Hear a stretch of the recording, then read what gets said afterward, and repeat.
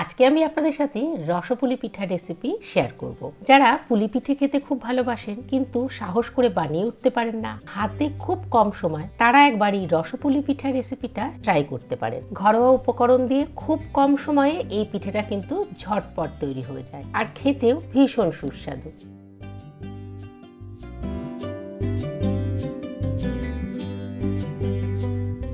পিঠের পুর তৈরি করার জন্য একটা গোটা নারকেল কুড়িয়ে নিয়েছি।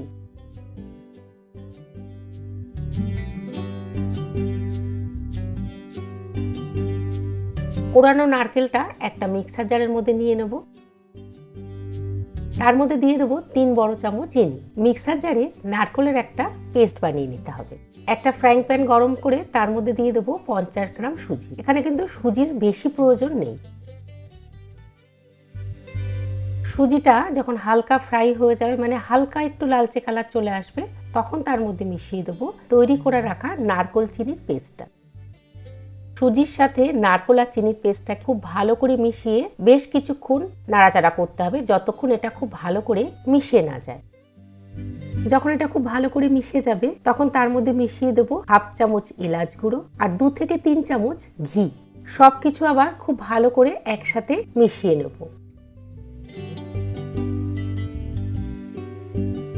এবার ওই মিশ্রণ থেকে হাতের মধ্যে কিছুটা তুলে একটু যদি গোল করা যায়, যদি সেটা একটা বলের আকার হয়ে যায় বা ভেঙে না যায়, তাহলে বুঝবো মিশ্রণটা একদম পারফেক্ট রেডি। এবার গ্যাসের আঁচ বন্ধ করে দিয়ে পুরটাকে গ্যাসের থেকে নামিয়ে একটু ঠান্ডা করে নিতে হবে। যতক্ষণ সুজির পুরটা ঠান্ডা হচ্ছে, চলুন দুধটা রেডি করে নেওয়া যাক। এই পিঠেটা বানানোর জন্য এখানে আমি 1.5 লিটার ফুল ফ্যাট দুধ ব্যবহার করেছি। এটাকে খুব ভালো করে জাল দিয়ে এটাকে কিন্তু প্রায় হাফ করে নিতে হবে, মানে একটু ঘন করে নিতে হবে। সেই জন্য গ্যাসের আঁচ স্লো করে দুধটাকে ফুটতে দিতে হবে। গ্যাসে দুধটা ফুটতে দিয়ে চলুন সেই ফাঁকে আমরা পুলিগুলোকে তৈরি করে নিই। হাতের মধ্যে সামান্য একটু ঘি মাখিয়ে নিয়ে সুজি আর নারকেলের মিশ্রণ থেকে অল্প অল্প করে নিয়ে এরকম ছোট ছোট পুলি তৈরি করে নিতে হবে। পুরটা কিন্তু একদম পারফেক্ট রেডি হয়েছে, কারণ দেখুন পুলিগুলো কত সুন্দর তৈরি হয়ে যাচ্ছে। আর এটা যত ঠান্ডা হবে তত একটু শক্ত হয়ে যাবে, ভাঙার কোনো সম্ভাবনাই থাকবে না।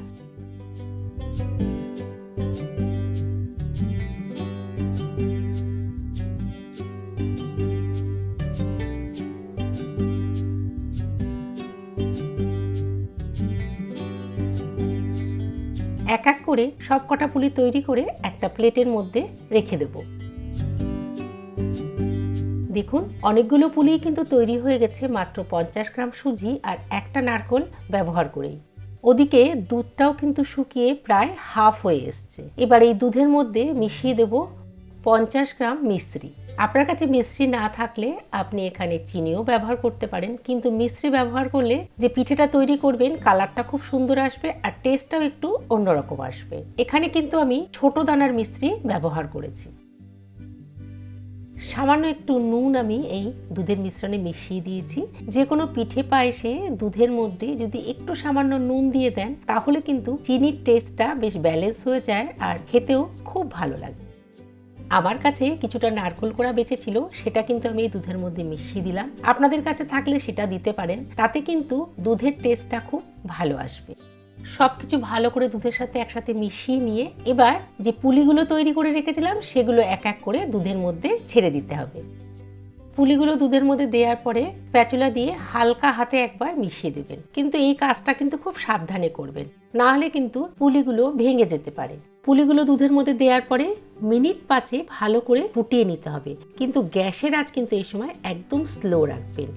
দুধ জাল দিয়ে এই পিঠেটা তাই নিচের থেকে কিন্তু লেগে যাওয়ার সম্ভাবনা থাকবে। এই রসপুলি পিঠে দুধের মিশ্রণটা যদি একটু ঘন খেতে চান তাহলে একটু বেশিক্ষণ ফোটাতে হবে, আর যদি একটু পাতলা খেতে চান তাহলে কিন্তু গ্যাসের আঁচ বেশিক্ষণ জ্বালিয়ে রাখলে চলবে না। আমি আপনাদের দেখিয়ে দিচ্ছি মোটামুটি কিন্তু ঘন হয়ে গেছে। এখন গ্যাসের আঁচ বন্ধ করে দেওয়াটাই ভালো, কারণ গ্যাসের আঁচ বন্ধ করে দেওয়ার পরেও খানিকক্ষণ স্ট্যান্ডিং টাইমে এটাকে রাখতে হবে ঠান্ডা হওয়ার জন্য। এখন দেখবেন অনেকটাই প্রায় ঘন হয়ে এসছে। এটাকে আমি সার্ভ করে দিচ্ছি। তবে এই দুধ পুলি বলুন রসপুলি বলুন যে পিঠেই খান সেটাকে একটু ঠান্ডা ঠান্ডা খেতে ভালো লাগে। আর যদি আগের দিন বানিয়ে পরের দিন বাসি খাওয়া হয় তাহলে কিন্তু এর টেস্ট দ্বিগুণ বেড়ে যায়। একবার এই রসপুলির পিঠেটা বাড়িতে অবশ্যই ট্রাই করবে। অবশ্যই আপনাদের এই পিঠের রেসিপিটা খুবই ভালো লাগবে, কারণ পুলি পিঠে বানানোর জন্য যে ঝামেলা বা সময়ের দরকার সেটা কিন্তু এই পিঠে বানানোর জন্য একদমই লাগবে না।